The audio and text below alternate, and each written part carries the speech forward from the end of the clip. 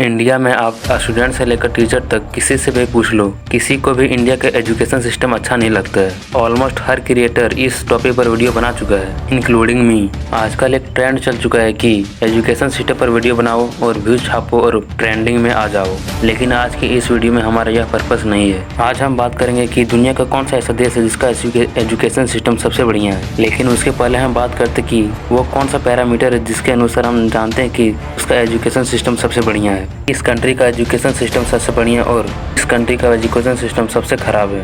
पहला जो पैरामीटर है वो है a strong teacher and student ratio, यानी कि कितने बच्चे पर कितने टीचर होने चाहिए।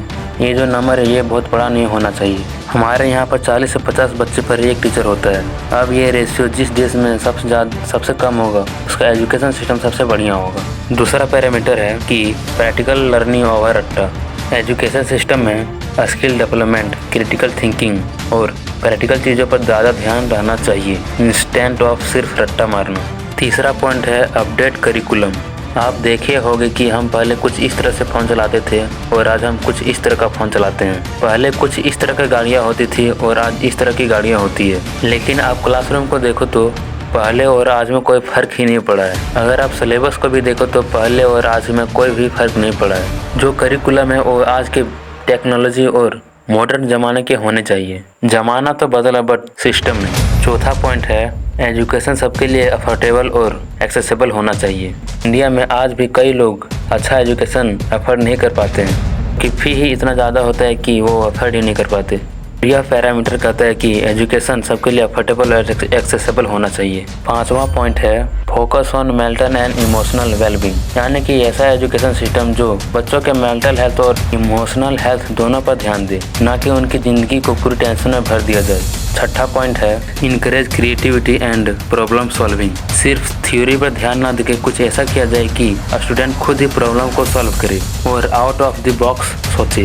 और सातवां पैरामीटर है कि स्टूडेंट को पूरा फ्रीडम होना चाहिए कि वो अपना करियर और सब्जेक्ट चुन सके। अब तो ये वो पैरामीटर थे जो हर एजुकेशन सिस्टम में लागू होना चाहिए था। अब हम उस फैक्ट पर बात करते हैं जो एजुकेशन सिस्टम को खराब बनाती है। पहला पैरामीटर है आउट ऑफ सिलेबस। दूसरा है सिर्फ और सिर्फ एग्जाम पर फोकस करना। तीसरा है सिर्फ मार्क्स पर फोकस करना। चौथा है कि अनक्वालिफाइड टीचर और अनमोटिवेटेड टीचर। हमारे यहाँ 12वीं पास करने के बाद कोई भी टीचर बन सकता है और एक टीचर को कई जगहों पर मुश्किल से मुश्किल 40,000 से 50,000 तनख्वाह मिलती है। पांचवा पॉइंट है एक्सेसिव एंड एक्सक्लूसिव। कई बार बहुत सारी अपॉर्चुनिटी सिर्फ अमीरों को मिलती है और बाकियों को कुछ भी नहीं मिल पाता है। पांचवा पॉइंट है सभी को एक जैसा पढ़ाना और एक अंदाज में पढ़ाना, जबकि हर बच्चा अलग अलग माइंडसेट का होता है। सातवां पॉइंट है इंफ्रास्ट्रक्चर और रिसोर्स में कमी। जैसा कि मैंने आपको पहले कहा था कि दुनिया कुछ पहले ऐसी थी और अब ऐसी हो चुकी है, लेकिन क्लासरूम तब भी वैसा था और आज भी ऐसा है। No skill based learning. आप याद करो कि स्कूल में ऐसा कौन सा सिलेबस था जिसकी वजह से आपके अंदर कोई भी स्किल डेवलप हुई हो।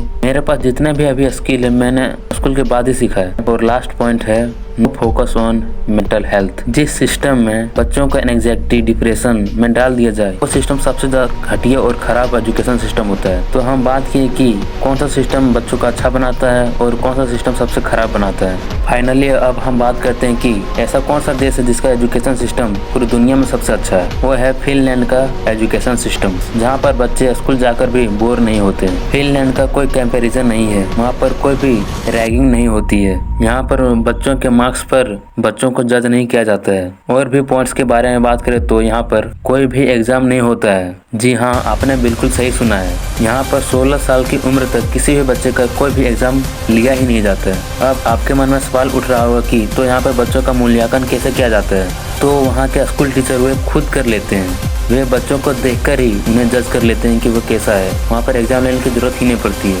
हमारे यहाँ तो UKG से लेकर LKG यानी कि पूरे बचपन से ही एग्जाम की आदत डाल दी जाती है और तब से एंग्जाइटी डिप्रेशन का जहर इन लोगों के माइंड में डाल दिया जाता है। एक और पॉइंट, फिनलैंड में टीचर बनना आने की राजा बनना, क्योंकि वहाँ डॉक्टर इंजीनियर से ज़्यादा वैल्यू टीचर को दी जाती है। वहाँ पर हर टीचर के पास मास्टर डिग्री होती है और वहाँ पर टीचर को पूरी फ्रीडम दी जाती है। वे जैसे पढ़ा सकते हैं वैसे पढ़ाएं, कोई दिक्कत नहीं है। और फिनलैंड के एक टीचर का सैलरी लगभग 4 लाख से ज़्यादा होता है, जो कि US से भी ज़्यादा है। एक और पॉइंट, होमवर्क।